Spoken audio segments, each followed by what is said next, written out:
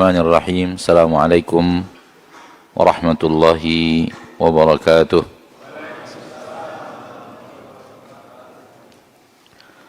Innal hamdalillah nahmaduhu wa nasta'inuhu wa nastaghfiruh wa na'udzu billahi min shururi anfusina wa min sayyiati a'malina. Man yahdihillahu fala mudilla lahu ومن يضلل فلا هادي له أشهد أن لا إله إلا الله وحده لا شريك له وأشهد أن محمدا عبده ورسوله صلى الله عليه وعلى آله وأصحابه ومن تبعهم بإحسان إلى يوم الدين وسلم تسليما كثيرا. يا أيها الذين آمنوا اتقوا الله حق تقاته ولا تموتن إلا وأنتم مسلمون.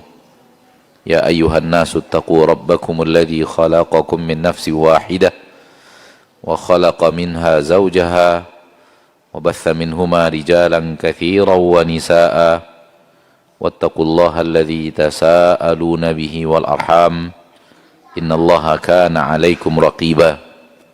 يا أيها الذين آمنوا اتقوا الله وقولوا قولا سديدا يصلح لكم أعمالكم ويغفر لكم ذنوبكم ومن يطع الله ورسوله فقد فاز فوزا عظيما. أما بعد فإن أصدق الحديث كتاب الله وخير الهدي هدي محمد صلى الله عليه وسلم شر الأمور محدثاتها فإن كل محدثة بدعة وكل بدعة ضلالة وكل ضلالة في النار. معاشر المسلمين والمسلمات الحاضرين والحاضرات والمشاهدين والمشاهدات dimanapun anda sekarang berada, rahimani wa rahimakumullah. Mari kita bersyukur kepada Allah Tabaraka wa ta'ala yang maha pengasih lagi maha penyayang, yang mengasihi dan menyayangi kita lebih daripada kasih sayang kedua orang tua kita kepada kita. Rasulullah SAW bersabda, "Lallahu arhamu bi'ibadihi min hadihi biwaladiha." Sungguh Allah mengasihi hamba-hambanya lebih daripada kasih sayang wanita ini kepada anaknya. Dan hadis sahih dari Imam Bukhari yang di dalamnya tegas bahwa kasih sayang yang kita terima dari kedua orang tua kita yang luar biasa itu ternyata kasih sayang Allah kepada kita jauh lebih hebat daripada itu. Salawat dan salam kepada Nabi kita tercinta, Rasul kita yang mulia, Nabi Muhammad sallallahu alaihi wasallam, yang kita berusaha menata hidup kita di atas sunnahnya dan berusaha juga mengajak saudara-saudari kita kaum muslimin dan muslimat untuk menata kehidupan di atas sunnah Nabi sallallahu alaihi wasallam. Karena sesungguhnya yang meniti sunnah akan selamat di dunia dan di akhirat. Karena Rasulullah SAW bersabda, "Man ata'ani dakhalal jannah." Barang siapa yang taat kepada aku, menerima apa yang aku sampaikan, menata hidupnya sesuai dengan perintah dan larangan, dakhalal jannah, dia pasti akan masuk surga. Dan kita tidak ada keraguan sedikit pun, pintu surga akan terbuka untuk siapapun yang dalam hidupnya berusaha mengikuti sunnah Nabi kita tercinta Muhammad sallallahu alaihi wasallam. Oleh karena itu kita berusaha melakukannya dan juga berusaha mengajak saudara-saudari kita untuk menjalani hidup sesuai dengan apa yang telah diajarkan oleh Rasul kita tercinta sallallahu alaihi wasallam. Di zaman kita sekarang ini telah banyak yang mengalihkan manusia dari mengikuti sunnah Nabi, terjerat dengan aneka ragam keyakinan, terjerat dengan aneka ragam pemahaman, kelompok, karena memang sudah terlalu jauh antara kita dengan Rasul kita Muhammad sallallahu alaihi wasallam. Sudahlah jauh dari sisi waktu, sudah 1400 tahun lebih antara kita dan beliau, pun jauh dari sisi jarak, sehingga perjalanan sunnah Nabi yang sudah jauh, yang sudah panjang sampai kita, masuk ke dalamnya pemikiran-pemikiran manusia, masuk ke dalamnya perubahan-perubahan manusia, masuk ke dalamnya adat istiadat manusia, masuk ke dalamnya, bahkan masuk ke dalamnya sesuatu yang disiapkan musuh untuk merusak Islam dari dalam. Sehingga ketika sampai kepada kita di waktu yang jauh dan tempat yang jauh ini, sudah bercampur dengan aneka ragam yang sebenarnya bukan bagian daripada agama Islam. Itulah yang kemudian menjadikan aneka ragam pendapat, silang sengketa yang sangat banyak. Akan tetapi bagi siapapun yang berusaha untuk mencari mana dia yang diajarkan Rasul, mana yang sebenarnya agama seperti yang diajarkan Rasul sallallahu alaihi wasallam, serius dalam mencari itu, maka di zaman kita sekarang itu pintunya masih terbuka luas. Dan ini salah satu hal yang luar biasa yang Allah berikan kepada umat Nabi Muhammad sallallahu alaihi wasallam. Hubungan mereka dengan Rasul mereka tidak terputus. Kalau mereka ingin mencari referensi yang benar, yang mengajarkan agama yang hak, maka mereka tetap terhubung kepada referensi tersebut. Butuh keseriusan, baik secara zahir ataupun secara batin, baik secara luar ataupun secara hati, untuk ingin hidup di atas sunnah Nabi sallallahu alaihi wasallam. Ketika itu ada, Allah akan bukakan jalan, dan Allah berjanji, walladzina jahadu fina lanahdiyannahum subulana. Yang bersungguh-sungguh untuk mencari jalan kami, maka kami akan tunjukkan kepadanya jalan tersebut. Pintu tidak tertutup untuk mengetahui mana dia agama sesuai dengan yang pernah diajarkan oleh Nabi kita tercinta Muhammad sallallahu alaihi wasallam. Ikhwani wa akhwati fid din, rahimani wa rahimakumullah. Sebelum Allah menciptakan manusia, sudah banyak makhluk yang Allah ciptakan, dan makhluk tersebut patuh dan taat kepada Nabi, patuh dan taat kepada Allah tabaraka wa taala, dan makhluk tersebut beribadah kepada Allah Rabbul Izzati wal Jalalah. Sudah banyak makhluknya, sudah ada langit, sudah ada bumi, sudah ada aneka ragam tanaman, sudah aneka ragam hewan diciptakan Allah tabaraka wa taala di permukaan bumi.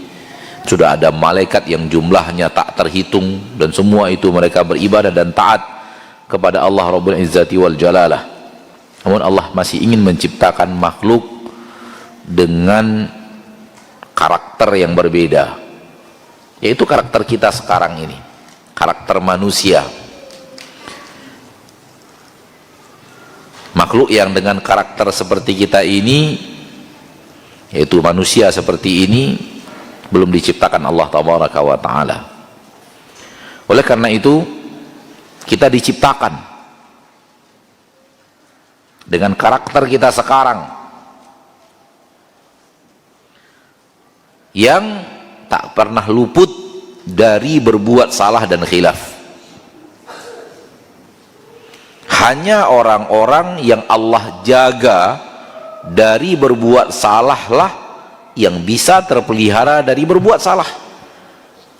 Kalau tidak ada penjagaan Allah itu, maka tidak ada seorang manusia pun yang akan terjaga daripada kesalahan. Oleh karena itu, yang tidak berbuat salah hanya para nabi dan para rasul. Itu pun bukan karena karakter manusianya, namun Allah menjaga mereka dari kesalahan. Kalaulah tidak turun penjagaan Allah, maka karakter manusia adalah karakter manusia. Dengan wafatnya Rasul kita tercinta Muhammad sallallahu alaihi wasallam, maka manusia yang terjaga dari kesalahan sudah tidak ada lagi. Al-ismatu dufinat yauma dufinal Mustafa sallallahu alaihi wasallam. sifat terjaga dari kesalahan telah terkubur bersamaan dengan dikuburnya jasad Nabi kita tercinta Muhammad sallallahu alaihi wasallam. Sehingga manusia setelah itu tak ada lagi yang punya karakteristik al-ma'sum, ismah daripada dosa dan kesalahan. Termasuk para nabi, termasuk para sahabat. Sehingga ketika turun firman Allah tabaraka wa taala di dalam Al-Qur'an, alladzina amanu wa lam yalbisu imanahum bidzulmin ulaika lahumul amnu wa hum muhtadun. Orang-orang yang beriman kepada Allah dan tidak mencampuri keimanan mereka dengan kezaliman, merekalah orang-orang yang akan diberikan kepada mereka keamanan, dan merekalah orang-orang yang mendapatkan hidayah dan petunjuk. Ketika ayat ini turun, sebahagian sahabat mengira makna zalim di sini adalah maksiat. Maknanya adalah maksiat. Sehingga mereka mengadu kepada Rasulullah sallallahu alaihi wasallam, ya Rasulullah, turun kepada kita firman Allah tabaraka wa taala seperti ini. Siapa di antara kami yang tidak pernah berbuat salah? Ayyuna lam yadhlim nafsah. Siapa di antara kami yang tidak pernah menzolimi dirinya dengan berbuat maksiat? Nggak akan selamat kita, tak akan ada keamanan bagi kita, tak akan ada hidayah bagi kita, karena syaratnya sangat berat, beriman dan tidak berbuat zalim. Ayat ini masyhur. Dan keluhan sahabat kepada Rasulullah SAW itu begitu masyhur. Nah, Nabi SAW menjawabnya, bukan maksiat seperti yang kalian fahami.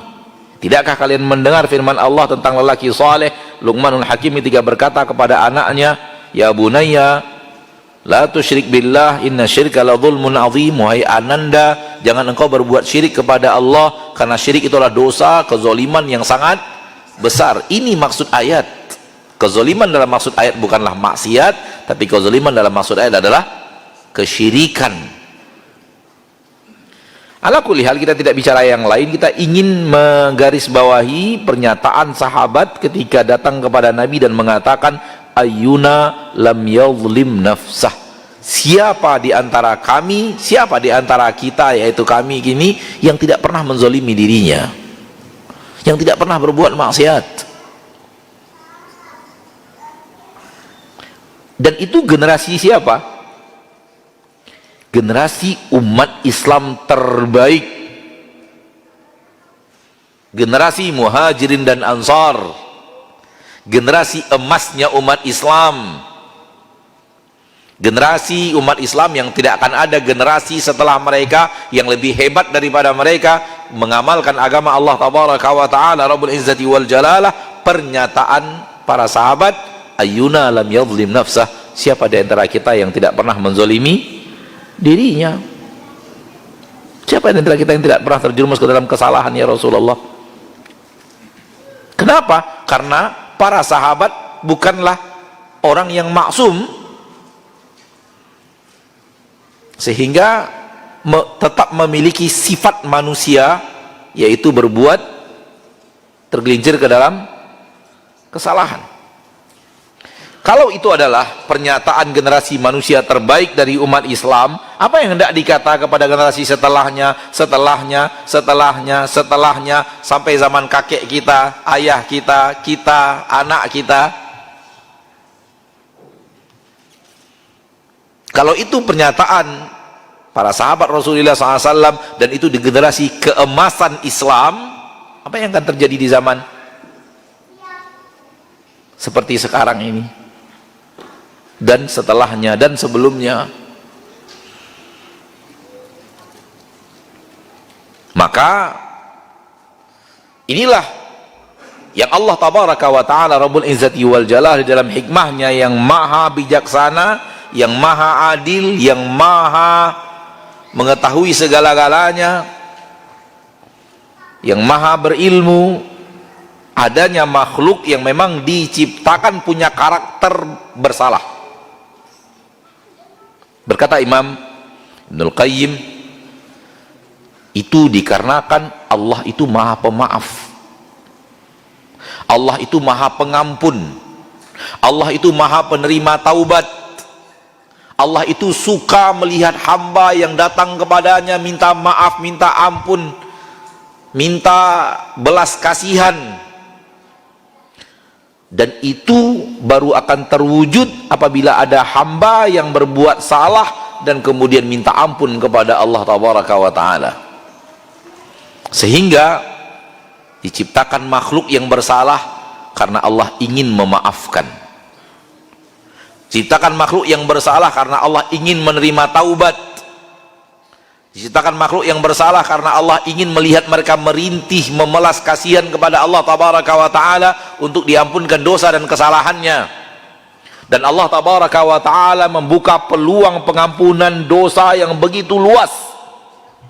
Hanya orang-orang yang celaka, yang tidak mau ngambil kesempatan untuk peluang yang sangat luas yang telah Allah buat untuk pengampunan dosa itu.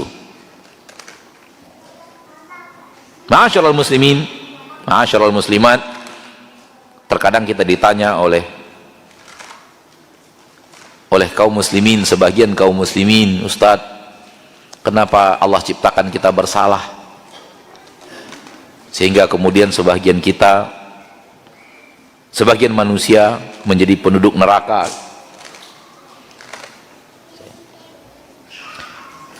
Kenapa Allah ciptakan kita makhluk yang bersalah sehingga ada di antara manusia kemudian yang menghuni neraka? Kenapa kita diciptakan oleh Allah patuh dan taat saja? Kita katakan kalau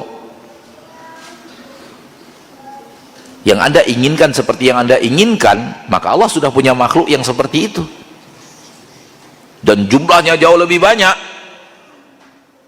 Malaikat-malaikat Allah jauh lebih banyak daripada manusia, jauh lebih banyak, dan semuanya patuh dan taat, semuanya tak pernah berbuat maksiat, semuanya tak pernah melanggar perintah dan larangan. Nabi SAW sampai mengatakan angkasa ini itu tidak ada yang kosong dari malaikat untuk tempat 4 jari. Di angkasa ini penuh dengan malaikat yang sedang beribadah kepada Allah. Tak ada tempat kosong untuk 4 jari. Sekali-sekali antum menataplah ke angkasa, ke udara, dengan tatapan iman terhadap malaikat yang memenuhi angkasa itu. Paham yang anda maksud?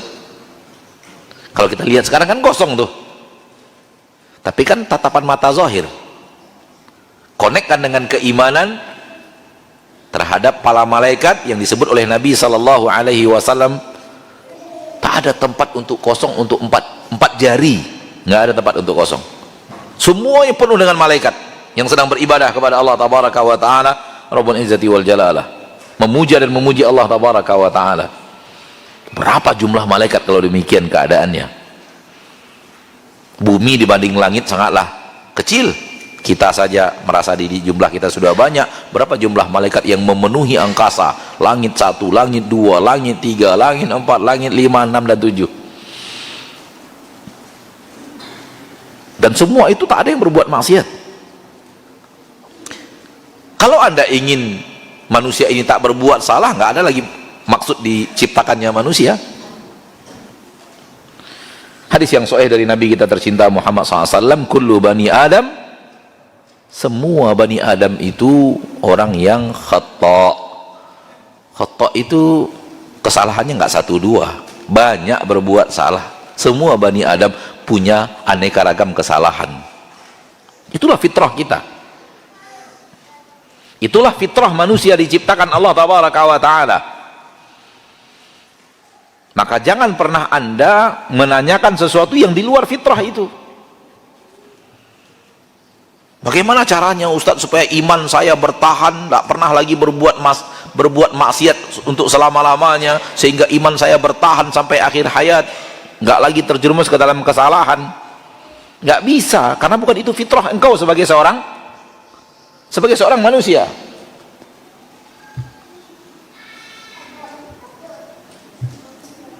Itu bukan fitrah manusia. Itu adalah para malaikat.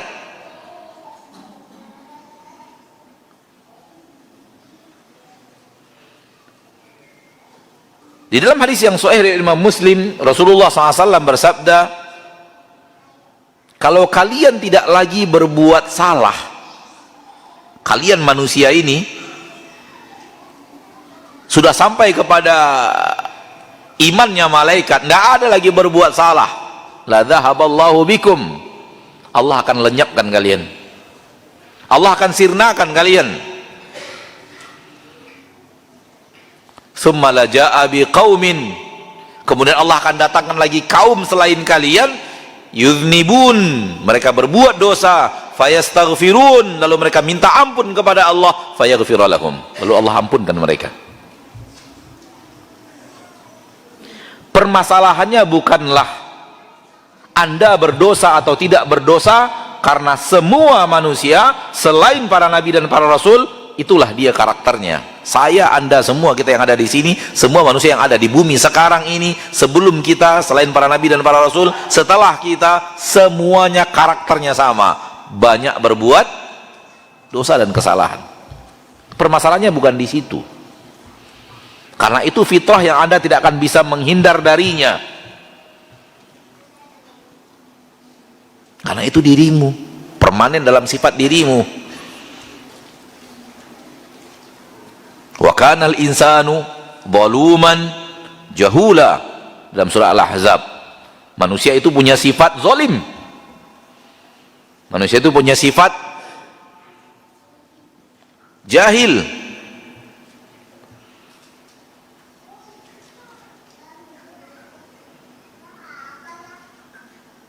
Ikhwani wa akhwati fid din, rahimani wa rahimakumullah, masalahnya adalah kita mau minta ampun atau tidak,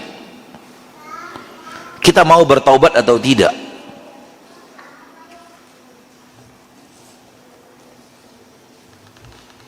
Gerakannya membuat saya duduk ya, kalau nggak di luar.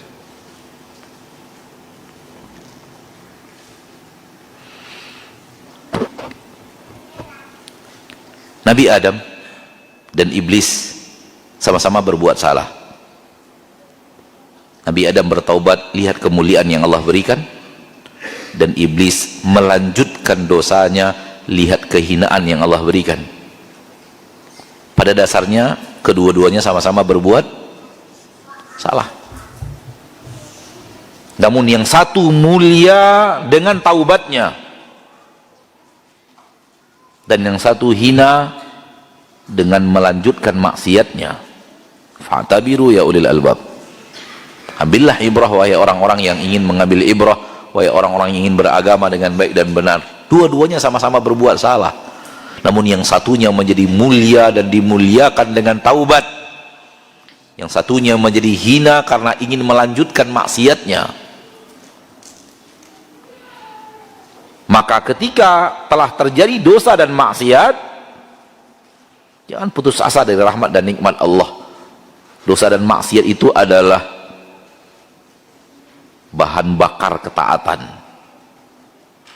Orang seperti saya ini, dan mungkin kita semua yang hadir di sini, kalau tidak pernah berbuat salah, tak ada rasa indah minta ampun kepada Allah, tak ada nikmat merintih minta maaf, minta kasihan kepada Allah, minta diampuni, minta dijaga dari aneka ragam petaka dan bencana, minta dijauhkan daripada neraka dan murka Allah. Tak ada rasa indahnya minta ampun kalau kita tidak berbuat maksiat dan berbuat salah. Justru maksiat yang ada pada diri kita itulah yang membuat rintihan minta ampun kepada Allah itu menjadi bermakna. Dan soal kemudian setelah taubat kepada Allah tabaraka wa ta'ala, terjadi lagi, taubat lagi, lalu terjadi lagi, taubat lagi, dan itu tidak akan menutup pintu rahmat Allah tabaraka wa ta'ala. Memang itulah kita manusia. Anda tidak akan bisa taubat dan istiqomah selama-lamanya, tak akan ada lagi berbuat salah sampai mati. Itu nggak akan bisa, karena itu bukan karakter diri kita, bukan karakter manusia yang diciptakan Allah, itu karakternya malaikat.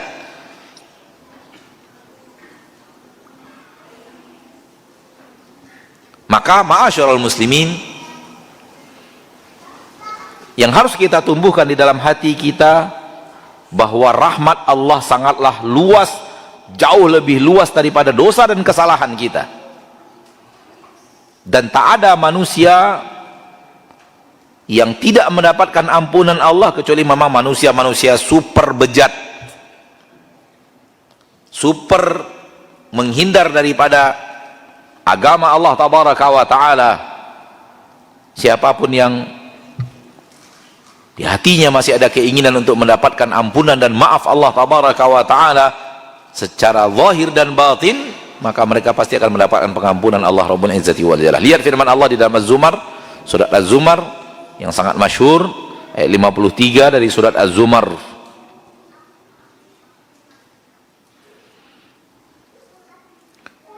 Qul ya ibadiyalladzina asrafu ala anfusihim la taqnatu min rahmatillah. Katakan kepada hamba-hambaku yang mereka telah melampaui batas, menzolimi diri mereka, terlalu banyak dosa dan kesalahan, terlalu banyak melakukan maksiat, hanyut dalam aneka ragam kesalahan. La taqnatu min rahmatillah, jangan karena pernah kalian putus asa dari mendapatkan rahmat Allah. Innallaha yaghfiru dzunuba jami'an. Sesungguhnya Allah tabaraka wa taala mengampunkan dosa semuanya, semuanya. Jangan putus asa. Allah itu Rabb yang ingin mengampunkan dosa kita lebih daripada kita ingin diampuni. Rabb Allah yang maha pengasih dan penyayang, saking Allah itu paling suka memaafkan, suka mengampuni, Allah itu lebih ingin memaafkan dosa kita lebih daripada kita ingin dimaafkan. Maka bagaimana mungkin hamba yang serius minta ampun, minta maaf kepada Allah tak mendapatkan pengampunan Allah? Itu mustahil.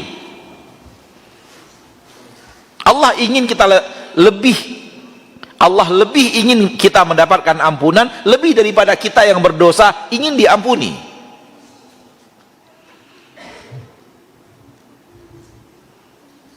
Maka hanya manusia-manusia yang super hina, super jauh dari agama Allah, yang benar-benar durjana dan durhaka, yang tidak akan mendapatkan kemuliaan yang disiapkan Allah bernama ampunan itu.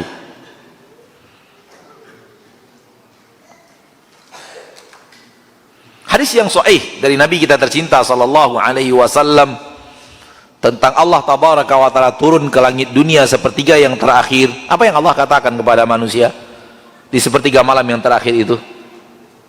Man yad'uni fa astajibalah. Siapa yang mau berdoa meminta kepada aku akan kabulkan permintaannya.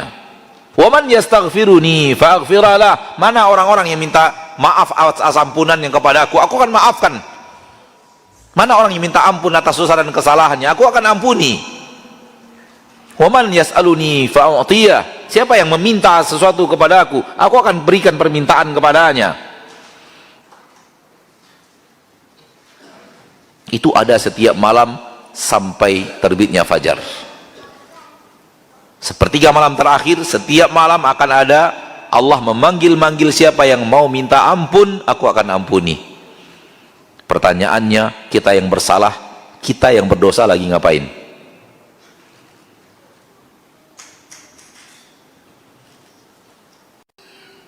Kita yang berdosa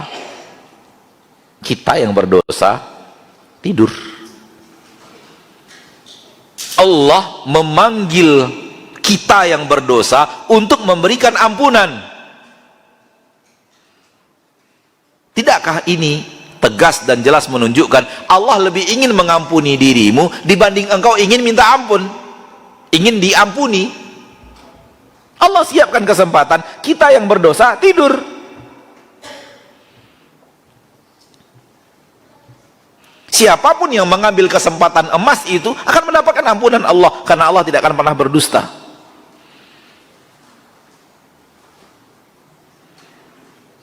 Hadis lain dari Imam Bukhari, Nabi SAW bersabda, barang siapa yang mendekat kepadaku satu jengkal, aku akan mendekat kepadanya satu hasta. Barang siapa yang mendekat kepadaku satu hasta, aku akan mendekat kepadanya satu depa, ba'an. Barang siapa yang datang kepadaku berjalan, aku datang kepadanya berlari. Allah ingin lebih kepadamu untuk memberikan kebaikan dibanding kita ingin kebaikan itu sendiri untuk diri kita. Itulah Allah yang maha pengasih dan penyayang. Itulah Rabb kita, Ar-Rahman Ar-Rahim. Namun kita ambil manfaat atau tidak? Kita gunakan kesempatan emas rahmat luas Allah itu atau tidak?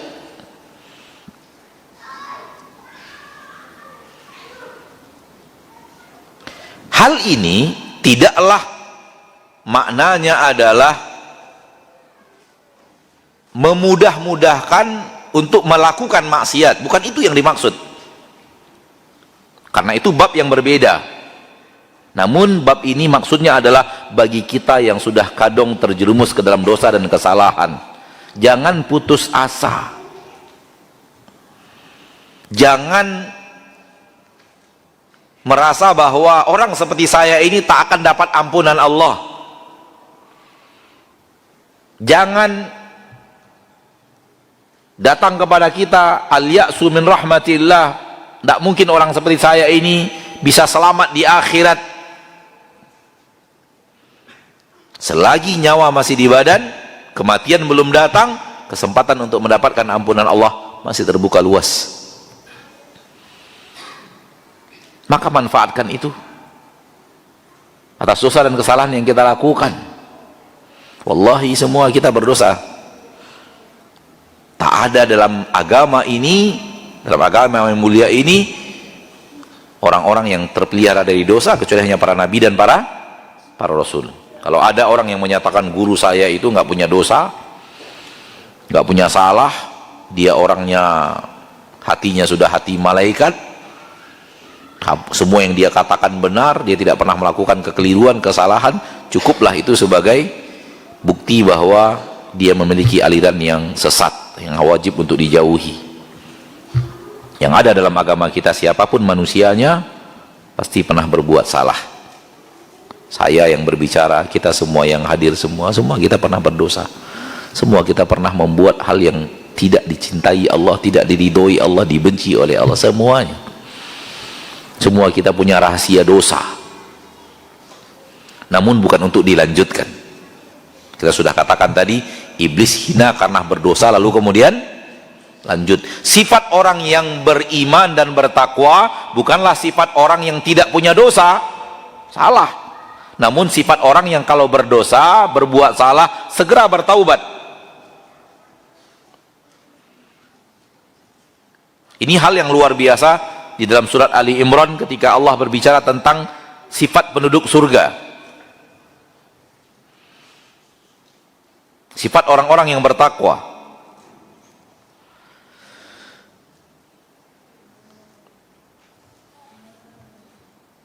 Di ayat 135 dari surat Al-Imran, Allah sedang berbicara sifat orang-orang yang bertakwa yang Allah siapkan untuk mereka surga. Ayat di atasnya Allah bicara surga untuk orang yang bertakwa, lalu di bawahnya Allah bicara sifat orang yang bertakwa.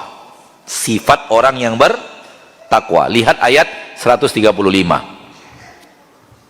Walladzina idza fa'alu fahishatan aw zalamu anfusahum dzakarullaha fastaghfaru lidzunubihim wa man yaghfiru dzunuba illallah wa lam yusirru ala ma fa'alu wa hum ya'lamun. Sifat ini sifat orang yang bertakwa yang Allah janjikan untuk mereka surga di ayat sebelumnya. Mereka adalah orang-orang yang apabila terjerumus ke dalam maksiat, terjerumus dalam sebuah perbuatan keji, dan menzolimi diri mereka sendiri dengan maksiat itu, zakarullah, mereka ingat kepada Allah, fastaghfaru, lalu mereka minta ampun kepada Allah atas dosa-dosa mereka kepada Allah tabaraka wa ta'ala tersebut. Lihat, sifat orang yang bertakwa bukan tidak berdosa, berdosa namun bertaubat. Maka jangan pernah berharap ingin jadi seorang manusia soleh tanpa dosa. Itu mustahil. Lalu apa?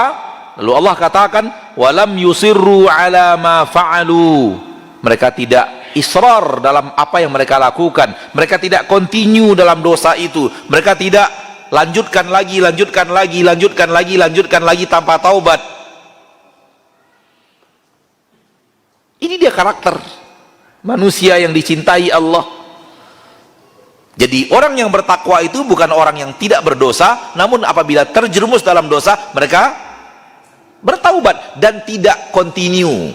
Hari ini kerjakan, besok kerjakan lagi, besok kerjakan lagi, besok kerjakan lagi, besok kerjakan lagi. Itu bukan sifat orang yang bertakwa. Itu bukan sifat terjerumus dosanya orang yang bertakwa. Terjerumusnya sekali-sekali, karena mereka tidak israr, tidak melanjutkan, tidak continue di dalam dosa itu.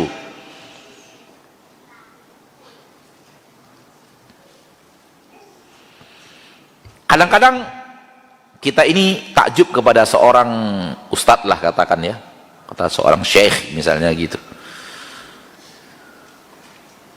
Boleh, nggak ada masalah. Kalau dalam istilah orang zaman now itu fans, ngefan ke syekh fulan gitu. Mungkin masing-masing antum punya syekhnya masing-masing lah yang dia ngefan ke syekh tersebut, termasuk ana juga sama. Ngefan ke salah seorang syekh, suka mendengarkannya. Kalau dia yang memberikan tausiah, kita gampang untuk hanyut dalam tausiahnya.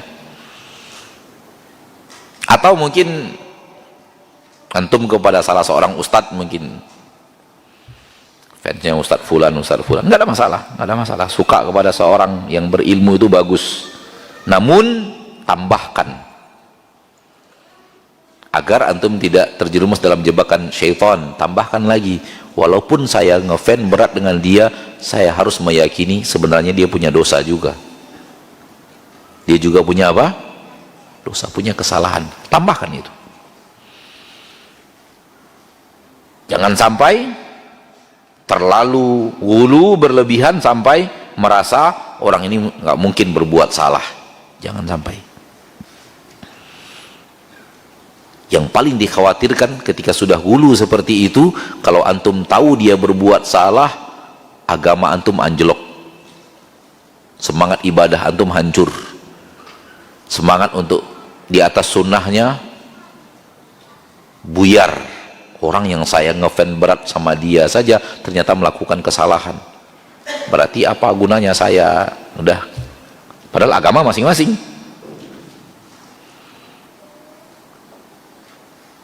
Agar tidak terjerumus dalam hulu berlebihan dalam cinta itu, silahkan, suka mencintai orang soleh itu bagus, tapi jangan berlebihan. Yakini juga mereka punya dosa sebagaimana saya punya dosa. Tak mungkin beliau itu hidup tanpa dosa dan kesalahan. Dan beliau juga orang yang berusaha minta ampun kepada Allah, merintih dalam minta ampunnya kepada Allah tabaraka wa ta'ala Rabbul Izzati wal Jalalah. Ma'asyiral muslimin rahimani wa rahimakumullah, dalam ayat ini Allah tabaraka wa ta'ala mengatakan sifat orang yang bertakwa diantaranya kalau mereka melakukan dosa. Berarti orang bertakwa itu nggak mungkin tanpa dosa, nggak mungkin tanpa dosa. Di akhirat kelak, di saat kita dibangkitkan oleh Allah tabaraka wa ta'ala dari alam kubur, terjadi sesuatu yang di dunia tidak pernah terjadi. Allah katakan di surat Al-Infitar, alimat nafsun ma qaddamat wa akharat. Allah katakan dalam surat At-Takwir, alimat nafsun ma ahdarat. Ketika dibangkitkan dari alam barzakh, dibangkitkan dari alam kubur, kita sudah berada di padang mahsyar. Akhirat sudah datang. Saatnya hari pembalasan tiba. Hari hisab datang. dan saatnya ditentukan siapa yang berhak ke surga tanpa ke neraka, siapa yang harus ke neraka terlebih dahulu baru ke surga, dan siapa yang masuk neraka takkan pernah keluar dari neraka untuk selama-lamanya. Itu hari akhirat. Sebelum keputusan itu tiba, ketika kita dibangkitkan dari alam barzakh, ayat ini berlaku. Alimat nafsun ma ahdarat, setiap jiwa mengetahui apa yang pernah dia kerjakan. Hadir dalam ingatan manusia, hadir dalam ingatan saya terhadap seluruh yang pernah saya kerjakan seumur hidup. Hadir dalam memori manusia seluruh yang pernah dia lakukan, dia lihat, dia ucapkan, dia dengar, dia langkahkan kakinya, dia gerakkan tangannya, gerakan hatinya, su'uzon, husnuzon, hasad, bahagia, gembiranya, seluruh yang pernah terjadi dalam hidupnya masuk ke dalam memorinya, menjadi ingat, dan dia ingat semuanya. Itu dia maksud alimat nafsun ma ahdarat. Alimat nafsun ma qaddamat wa akharat, dalam surah Al-Infitar maknanya mirip. Semua orang mengingat semua yang dia kedepankan, semua yang dia akhirkan. Ada dua tafsir para ulama dalam makna ayat ini. Yang pertama, yang dia kedepankan, persembahkan daripada ketaatan, yang dia akhirkan, yaitu yang dia lakukan daripada maksiat. Diditil oleh Allah maksiat dan taat. Tafsir yang kedua, alimat nafsum ma qaddamat, ia ingat semua yang dia kerjakan seumur hidup. Wa akharat, dia ingat semua dosa yang mengalir kepadanya pasca wafat. Dan itu dinukilkan oleh Imam At-Tabari dalam tafsirnya dalam ayat ini. Dan ayat makna yang kedua lebih dahsyat. Tidak hanya ingat seluruh dosa dan maksiat ketika hidup, tapi juga Allah ingatkan dosa dan maksiat yang mengalir ke dalam catatan amal pasca kematian. Apakah orang bisa mendapatkan pahala walaupun dia sudah mati? Bisa atau tidak? Bisa. Sedekah jariyah, ilmu yang bermanfaat, amal soleh, anak yang soleh, amal soleh yang masih tersisa di dunia dan dimanfaatkan oleh manusia untuk ketaatan, tahfiz yang pernah dia bangun, masjid yang pernah dia bangun, ilmu yang pernah dia sebarkan daripada kebaikan, setelah dia wafat mengalirlah pahala-pahala itu kepadanya, dan mungkin pahala itu mengalir lebih panjang daripada usianya. Dia hidup 70 tahun, pahala itu mengalir sampai ratusan tahun. Itu dia ingat juga. Apakah mungkin orang mengalir kepadanya dosa padahal dia sudah wafat? Mungkin juga. Dia ajarkan orang kemaksiatan, dan orang itu melakukan kemaksiatan setelah dia meninggal, tetap dia kebahagiaan jatah dosa karena telah mengajak kepada maksiat. Dia telah membangun rumah maksiat, tempat maksiat, dan dia wafat, tempat maksiat itu masih terjadi maksiat di dalamnya ratusan tahun, tetap mengalir dosa maksiat itu kepadanya ratusan tahun. Itu pun dia ingat, dikembalikan Allah kepadanya ingatan terhadap sesuatu yang pernah dosa yang mengalir kepadanya setelah dia wafat. Akhi fiddin, inilah yang membuat kondisi padang mahsyar mencekam, di mana semua manusia ketakutan luar biasa tanpa batas. Saking takutnya dia tidak sadar dirinya tanpa pakaian, tak peduli dirinya tanpa pakaian, tak peduli orang di depannya tanpa pakaian. Tak ada yang sampai kepada titik itu kecuali orang yang sampai kepada puncak takut tingkat tinggi. Jadi ada kebakaran di dunia ini, kebakaran besar, lalu dia menyelamatkan diri dan dia nggak sadar ternyata dia nggak tanpa pakaian misalnya. Tidak sadar lagi dirinya dalam kondisi seperti apa. Yang penting dia lari daripada api saking takutnya. Itu hal yang mungkin saja terjadi di permukaan bumi, ya atau tidak?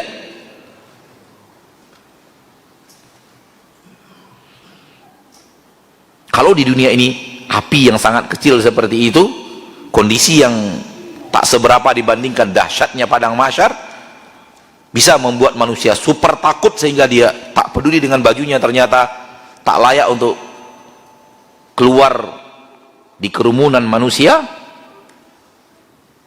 Kalau kita bisa memahami takut yang seperti itu, itulah ketakutan yang lebih daripada itu ketika manusia semuanya dibangkitkan di padang mahsyar. Apa yang terjadi?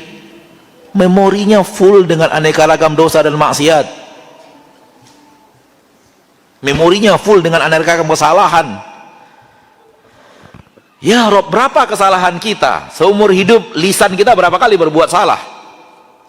Ingat semuanya tanpa ada satu pun yang tersisa. Mata ini berapa kali berbuat maksiat seumur hidup? Wallahi maksiat seminggu kita nggak bisa hafal semuanya. Seumur hidup berapa kali maksiat telinga seumur hidup, berapa kali maksiat tangan seumur hidup, kemana saja kaki pernah melangkah maksiat seumur hidup.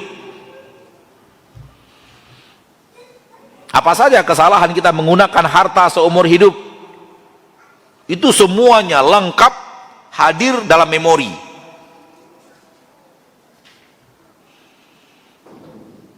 Apalagi didatangkan surga dan neraka. Didatangkan surga, penuh harapan menjadi penduduk surga, karena juga amalan kita ada amalan-amalan soleh yang mudah-mudahan dengannya kita menjadi penduduk surga. Pasti tidak ada, belum ada kepastian karena hisab belum datang. Menoleh ke neraka, takut. Kenapa? Karena kita juga punya amalan-amalan yang salah, yang kalau tidak Allah ampuni, kita berhak untuk masuk di neraka itu. Semakin mencekam keadaan padang mahsyar. Ma'asyarul muslimin, ma'asyarul muslimat, di sanalah manusia benar-benar membutuhkan ampunan Allah tabaraka wa ta'ala Rabbul Izzati wal Jalalah. Manusia benar-benar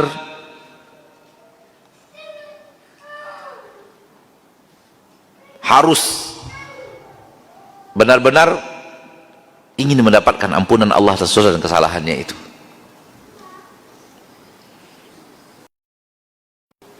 Karena tanpa ampunan Allah, manusia ke neraka dulu.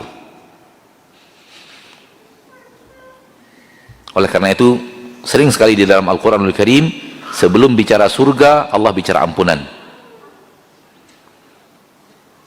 Dalam surah Al-Mulk misalnya, innal ladzina yakhshawna rabbahum bil ghaibi lahum maghfiratun wa ajrun azim. Sesungguhnya orang-orang yang takut kepada Allah tabaraka wa ta'ala dalam kesendirian, untuk mereka ampunan dan ganjaran yang sangat besar, yaitu surga. Allah nyebut ampunan dulu baru surga. Wasari'u ila maghfiratin min rabbikum wa jannatin arduha samawati wal ard.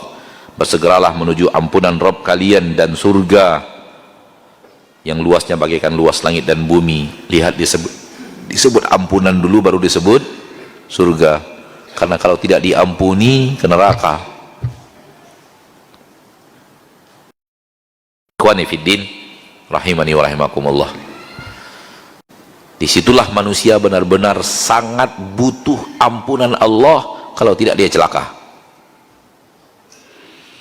Dan jangan pernah merasa bahwa bersuudzon kepada Allah, bahwa Allah tidak akan pernah mengampuni, tidak akan mau mengampuni. Dan jangan juga dijerumuskan oleh syaitan kepada sifat berhusnuzon Allah mengampuni tapi dosa lanjut. Itu juga tidak benar. Itu juga tidak benar. Allah mau mengampuni dosa, tapi dosa hamba yang taat kepadanya dan terjadi kesalahan sekali-sekali seperti yang tadi kita bacakan di dalam ayat. Allah Maha Pengampun, benar, Allah Maha Pengampun, tapi Allah Maha Pengampun untuk yang bertaubat, bukan untuk yang lanjut maksiat.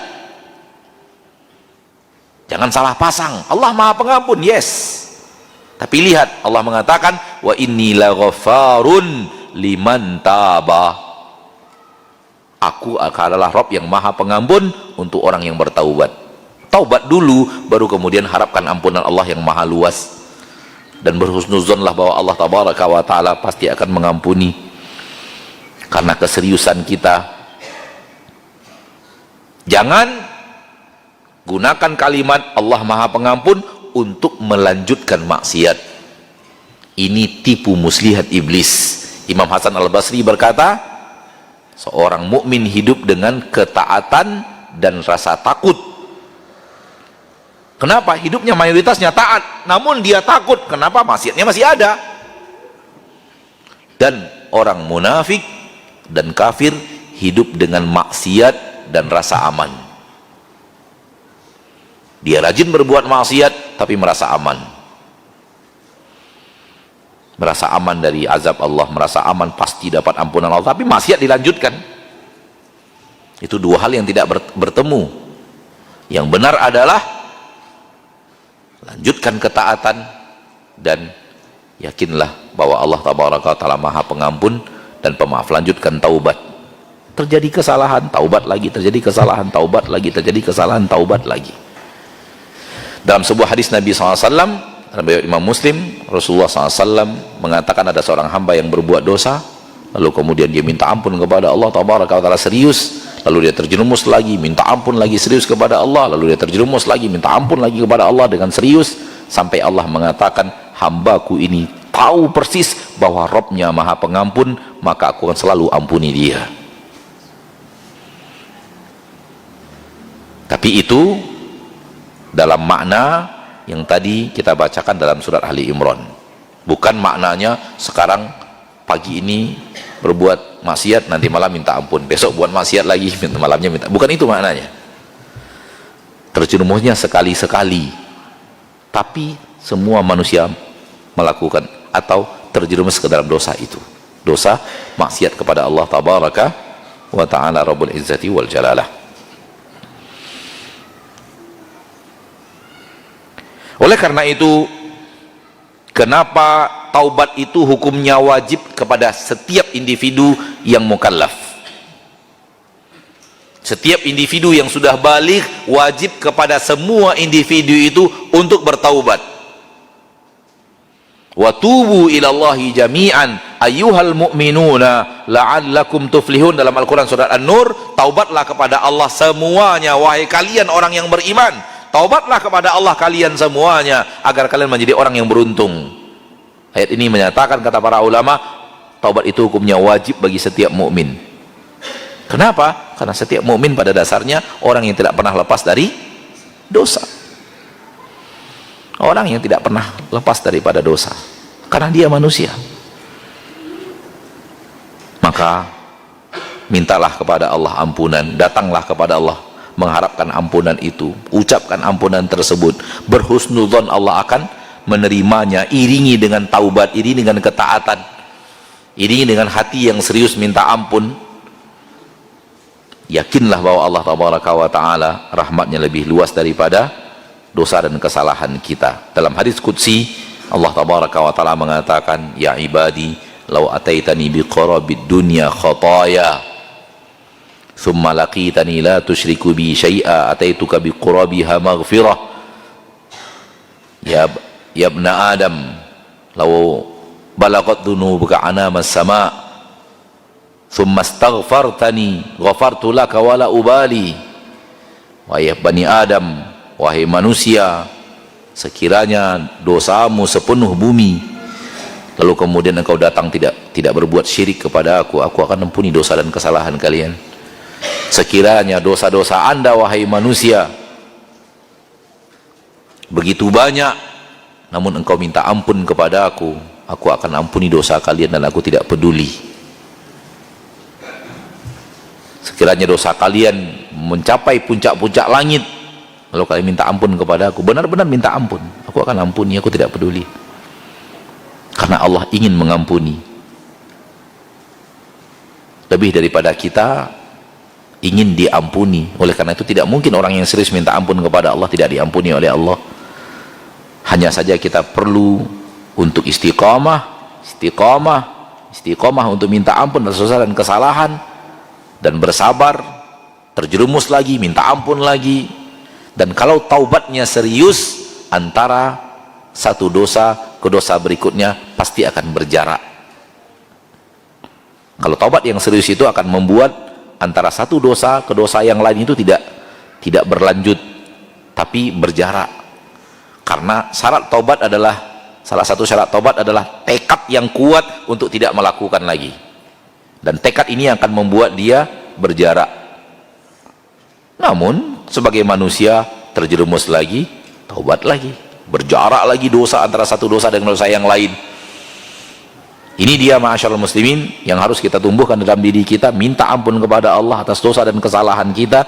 Kalau tidak mendapatkan ampunan Allah, kita akan celaka. Namun yakinlah bahwa rahmat Allah lebih luas daripada dosa dan kesalahan yang kita lakukan, dan Allah ingin menyelamatkan hambanya, lebih sayang pada hambanya daripada orang tua hamba itu kepada diri dianya. Maka kesempatan emas yang sangat luas, rahmat Allah yang maha luas, ampunan Allah yang maha luas, yang tidak mungkin tidak didapatkan kalau kita serius minta ampun kepada Allah. Ini yang harus kita usahakan. Kita tahu hadis Nabi SAW, riwayat Imam Bukhari, ada orang lelaki yang membunuh 100 orang, lalu minta ampun kepada Allah. Di akhir hayatnya dia minta ampun kepada Allah, diterima ampunannya oleh Allah Taala dan wafat. Dan dalam hadis dinyatakan penduduk surga pernah telah membunuh 100 orang.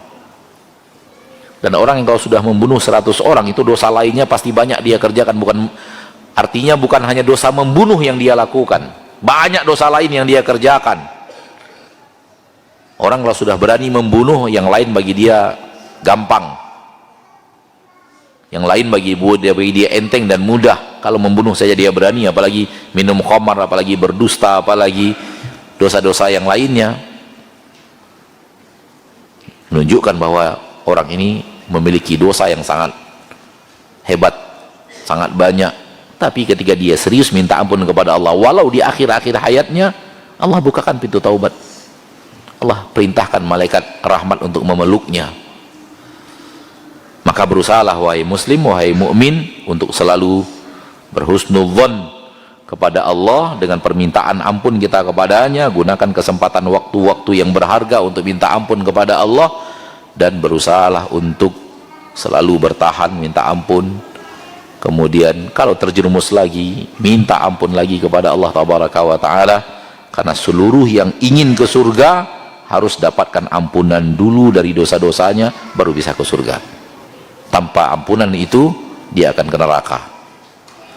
Ini materi yang bisa Anda sampaikan pada kesempatan yang berbahagia ini. Semoga bermanfaat, dan semoga Allah Tabaraka wa Ta'ala menjadikan di dalam hati kita semangat untuk berjalan di atas jalan Allah Tabaraka wa Ta'ala, dan menghiasi hidup ini dengan bertaubat atas dosa dan kesalahan kita. Sallallahu wasallam ala nabiyina Muhammad, alhamdulillahirabbil alamin. Kita gunakan waktu berikutnya untuk menjawab pertanyaan yang bisa kita jawab insyaallah taala. Ahsanallahu ilaikum wa barakallahu fikum. Berikut pertanyaan Ustadz. Yang pertama adalah, Assalamualaikum, bismillah. Tanya Ustadz, berapa kali batas bertaubat kepada Allah ketika terjerumus kepada dosa besar? Barakallahu fiik. Tak ada dalam agama kita batasannya. Tidak ada dalam agama kita batasan berapa kalinya. Ya. Kita berusaha sekuat mungkin untuk seminim mungkin terjerumusnya. Untuk bersih mustahil. Namun tak pernah ada dalam agama kita kalau sudah lebih 3 kali maka nggak mungkin lagi untuk dia. Nggak ada dalam agama kita, nggak ada. Pintu maaf Allah terbuka sampai detik-detik terakhir usia kita, sampai tanda-tanda kematian sudah datang. Kalau tanda-tanda kematian sudah datang, baru ditutup pintu taubat. Ini menunjukkan bahwa tidak ada batasan jumlah. Dan yakinlah seperti yang Anda katakan tadi, kalau serius tak akan ada yang tidak diampuni oleh Allah Rabbul Izzati wal Jalalah. Nah, Ahsanallahu ilaikum. Pertanyaan yang kedua adalah, ada perkataan sebagai berikut, Ustadz: hati-hatilah berbuat zalim pada orang lain, sebab orang yang kita zalimi tidak wajib memaafkan kezaliman kita. Benarkah istilah ini? iya, dia tidak wajib. Dia boleh menunda, ingin dapatkan haknya di akhirat. Dan ini bahaya menzalimi manusia. Kalau dia maafkan, alhamdulillah. Tapi dia tidak wajib memaafkan kita. Dia dianjurkan untuk memaafkan. Dianjurkan dengan wajib beda kan? Dianjurkan dengan wajib beda atau tidak? Dia dianjurkan, dia dimotivasi oleh Allah dalam Al-Quran, dia dimotivasi oleh Nabi SAW di dalam hadis untuk memaafkan. Wajib tidak. Apabila dia ingin menunda untuk mengambil haknya di akhirat, dia berhak.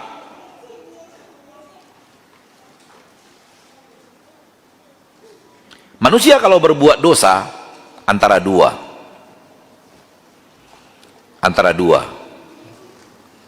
Pertama, dosa itu hanya antara dia dengan Allah. Dua, dia dan Allah dan ada manusia lain yang dia zalimi. Itu dua kategori dosa. Kategori yang pertama, dosa antara dia dan Allah, kalau Allah maafkan selesai. Dan Allah maha pemaaf. Satu lagi, dia, Allah dan orang lain. Kalau Allah maafkan ya, Allah maafkan dosanya ini baru antara Allah dan dia. Yang satu lagi, yang dizolimi, ada hak juga, maka dia juga berhak nuntut. Jadi manusia ketika berdosa antara dua, dosa kita kepada Allah saja atau kepada Allah juga, kepada orang lain juga. Maka ini berbahayanya di sini. Kesalahan kepada manusia ini berbahayanya, akan diselesaikan dengan sedetail-detailnya. Kalau dia tidak maafkan, maka akan ada penyelesaian di akhirat. Kalau dosanya antara yang pertama tadi, Allah maafkan, selesai kan? Dan Allah maha pemaaf. Kalau ini nggak selesai, karena ada satu lagi hak yang belum diselesaikan, sampai adanya penyelesaian. Dan kita tahu dari Nabi kita tercinta, penyelesaiannya dengan dibayar. Tapi bayaran ketika itu tidak ada lagi emas dan perak dan yang mewakilinya. Pembayarannya dengan amal saleh. Sekiranya habis amal soleh untuk membayar dosa yang orang-orang kita zolimi, dan orang yang kita zolimi masih ada, lebih dahsyat lagi. Dosa orang berbuat zolim, dosa orang yang kita zolimi itu yang diberikan kepada kita, karena pembayarnya sudah tidak ada. Pembayar dari kita sudah tidak ada. Maka keadilan Allah adalah dosa dia diberikan kepada kita. Ini satu-satunya bab di dalam agama Islam di mana dosa orang lain kita tanggung, karena kesalahan kita juga. Dia yang berbuat dosa, kita yang tanggung dosa itu.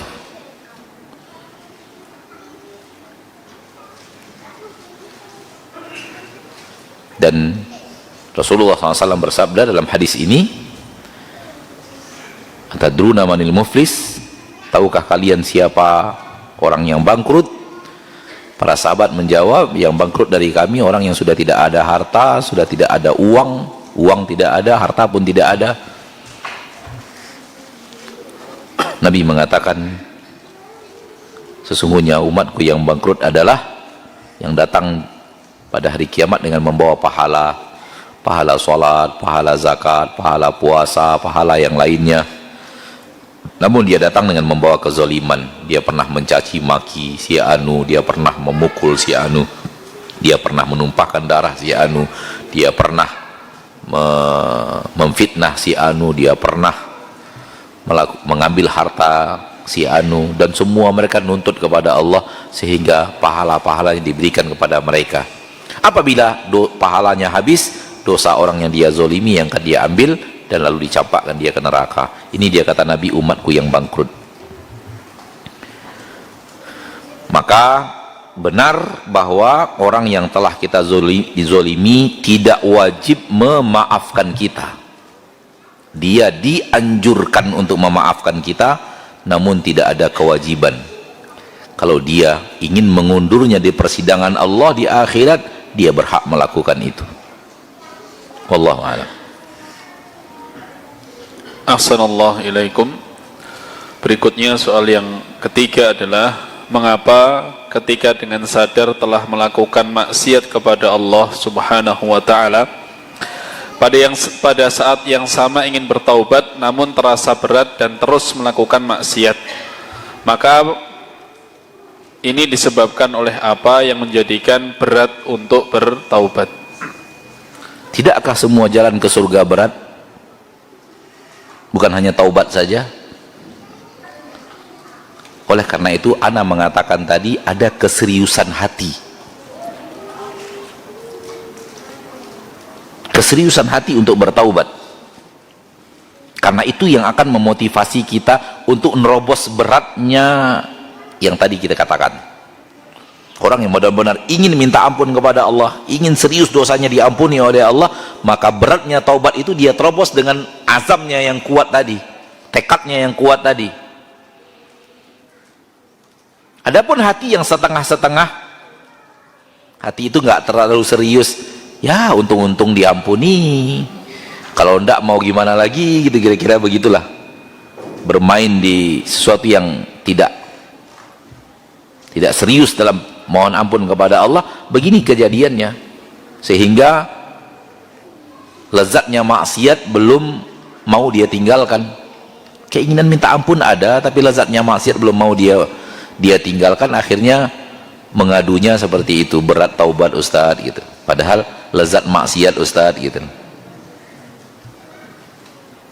Tapi kalau benar-benar serius minta ampun, yakinlah bahwa beratnya minta ampun kepada Allah itu akan hilang atau ada sesuatu yang bisa menerobosnya. Maka dari tadi ana selalu mengatakan serius minta ampun kepada Allah Tabaraka wa Ta'ala Rabbul Izzati wal Jalalah. Nah. Ahsanallahu ilaikum. Berikutnya adalah bismillah. Assalamualaikum Ustadz yang semoga selalu dijaga Allah Ta'ala. Waalaikumsalam warahmatullahi wabarakatuh. Afwan izin bertanya, bagaimana taubat seorang hamba dari dosa-dosa jariyah yang telah lama diikuti oleh orang banyak? Jazakallahu khairan. Di dalam Al-Quranul Karim Allah berbicara tentang sekelompok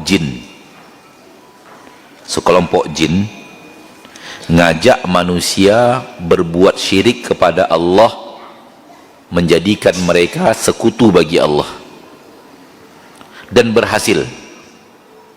Dia telah mempengaruhi manusia sehingga manusia menyekutukan mereka jin-jin tadi dengan Allah. Lalu jin-jin tadi taubat, dan Allah Tabaraka wa Ta'ala memuji taubat mereka, merekomendasi taubat mereka. Taib. Pertanyaan tadi mirip dengan kasus jin yang taubat yang Allah ceritakan dalam surat Al-Isra, tentang taubatnya sekelompok jin yang telah mengajak manusia berbuat syirik kepada Allah, dan Allah terima taubat mereka. Itu artinya sesuatu yang telah kita ajak manusia melakukannya, kalau kita bertaubat kepada Allah Tabaraka wa Ta'ala, maka kita tidak menanggung setelah itu aneka ragam penyebab kehancuran untuk kita di akhirat. Allah akan maha adil melakukan keadilan di akhirat, namun taubat itu bermanfaat.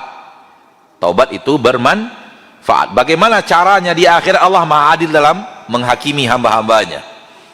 Namun rekomendasi Allah terhadap kaum jin yang Allah terima taubatnya setelah mereka berhasil membuat manusia berbuat syirik kepada Allah, ini menunjukkan bahwa taubat dari melakukan dosa, walaupun dosa itu masih diikuti orang-orang setelahnya, bermanfaat. Taubatnya itu bermanfaat. Bagaimana cara penyelesaian di akhirat? Allahu alam. Apakah dosa taubatnya itu begitu besar sehingga kalau diberikan pun kepada orang yang dizolimi itu tidak akan menghalanginya dengan izin Allah untuk masuk surga? Ataukah ada cara? Allahu alam, kita tidak tahu.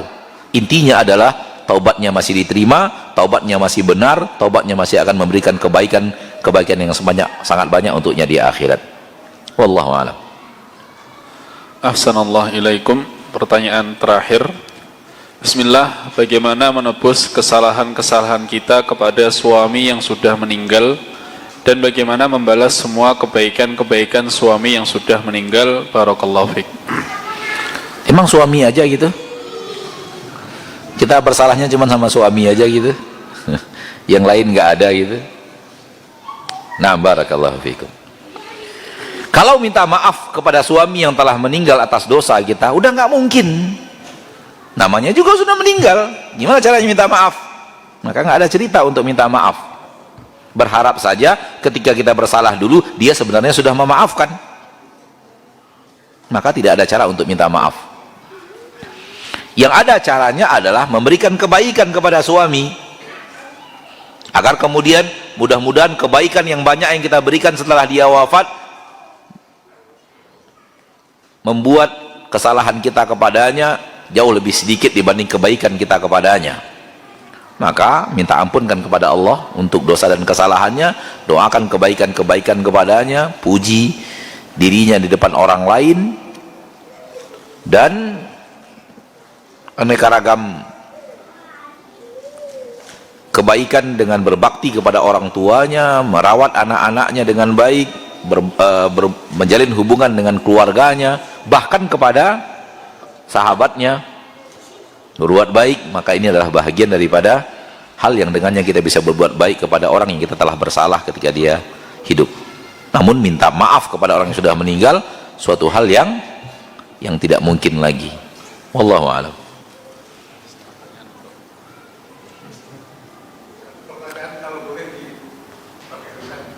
Gimana, Pak? Satu pertanyaan kalau boleh tanpa Tulisan. dan tanpa Silakan satu saja, Pak. terima kasih. Assalamualaikum warahmatullahi wabarakatuh. Waalaikumsalam warahmatullahi wabarakatuh.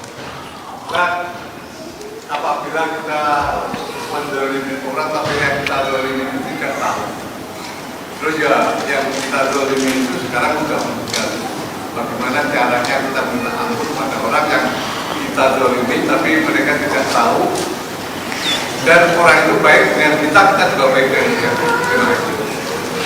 Minta maaf kepada orang yang sudah meninggal nggak mungkin. Nggak mungkin. Mirip dengan tadi pertanyaan. Minta maaf kepada orang yang sudah meninggal itu suatu hal yang tidak mungkin lagi. Oleh karena itu Nabi SAW bersabda, barang siapa yang memiliki kezoliman kepada saudaranya, falyatahallalhu minhul yaum, maka hari ini minta maaf, sekarang minta maaf kepada orang yang telah kita berbuat salah, berbuat zolim kepada saudara kita. Maka kalau dia sudah wafat, pintu untuk minta maaf kepada orang yang sudah wafat itu nggak ada. Apakah nanti di akhirat dia tahu dia dizolimi? Tahu. Bagaimana caranya? Allah beritahu. Allah beritahu. Allah memberitahu kepada kita, Anda punya hak sama fulan, Anda punya hak sama fulan karena Anda dizolimi, Anda punya hak sama fulan karena Anda telah dizolimi oleh dia. Hal yang mudah bagi Allah untuk melakukannya kepada hamba-hambanya di akhirat. Maka untuk minta maaf kepada orang yang sudah wafat nggak mungkin, tidak mungkin bisa. Namun sekiranya ada hartanya yang pernah kita ambil, misalnya sekiranya dosa kita itu adalah ada harta dia yang pernah kita ambil, kembalikan kepada ahli warisnya, kembalikan kepada anak-anaknya. Ya walaupun mengembalikannya tidak perlu harus ngaku 100% gitu loh. Ini ada harta ayah kalian sama saya. Tapi intinya adalah harta yang pernah kita ambil, kalau ada harta yang harus kita kembalikan, kita kembalikan, walau mengembalikannya kepada ahli warisnya. Namun minta maaf kepada orang tersebut udah nggak mungkin kalau dia wafat. Maka banyak puji dia di depan orang lain, banyak doakan kebaikan untuk dirinya. Mudah-mudahan ketika di akhirat nanti lebih banyak kebaikan kita kepadanya dibanding kezaliman yang pernah kita lakukan kepadanya, sehingga masih bersisa pahala yang banyak dari kebaikan yang kita lakukan kepadanya pasca dia wafat. Adapun minta maaf kepada orang yang sudah meninggal sudah tidak mungkin. Wallahu taala a'la wa alam. Enggak punya acara tanya jawab.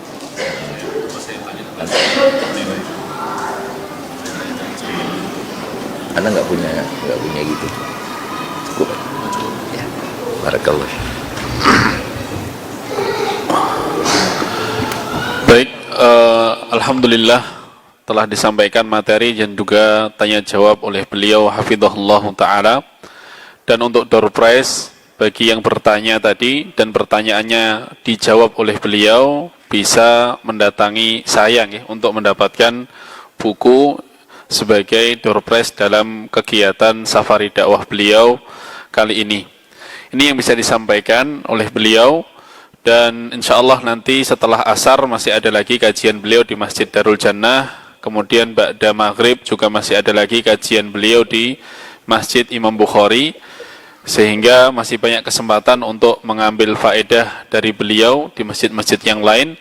Dan semoga Allah subhanahu wa ta'ala menjadikan ilmu yang telah kita dapatkan sebagai ilmu yang bermanfaat, yang bisa menaikkan derajat kita di sisi Allah subhanahu wa ta'ala.